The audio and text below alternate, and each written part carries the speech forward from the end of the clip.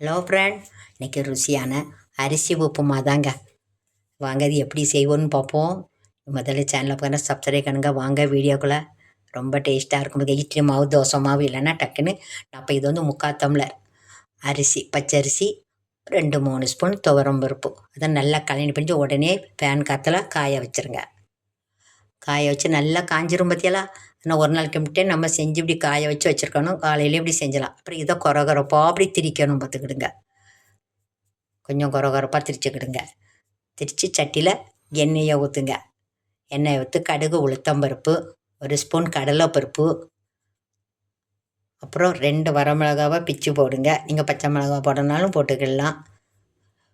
பெரிய வெங்காயம் 1 போட்டு ஒரு சின்ன துண்டு இஞ்சி, அந்த இஞ்சி வாசம் நல்லாயிருக்கும் பார்த்துருங்க. அப்படி தட்டி போடுங்க. கருவேப்பிலை போடுங்க.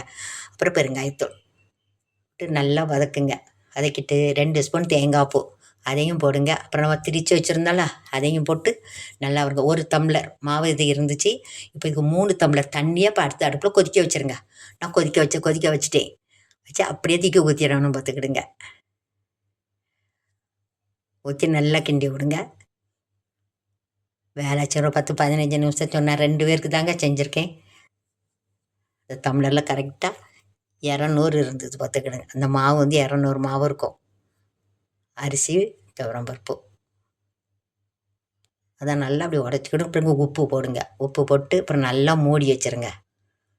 ரொம்ப டேஸ்ட்டாக இருக்கும். நீங்கள் இப்படி ஒரு நாள் இப்படி செய்து சாப்பிட்டு பாருங்கள். இப்போ லீவில் இருக்காங்களா பிள்ளைங்க, இட்லி தோசைக்கு சாப்பிட்றதுக்கு பதிலாக இந்த மாதிரி ஒருக்கா செய்து கொடுங்களேன்.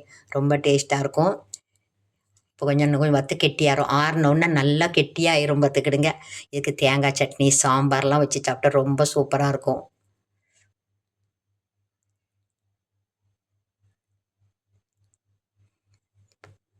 நல்லா வெந்துட்டு இன்னும் 2 நிமிஷம் சிம்மில் அப்படி வச்சிடணும். வச்சுட்டு இறக்கிற வேண்டியதாங்க. வச்சு ஜலையில் வச்சு சாப்பிட வேண்டியதான். இதுக்கு வரமிளகாய் தேங்காய் சட்னி வச்சுருந்தேன் பார்த்துக்கிடுங்க.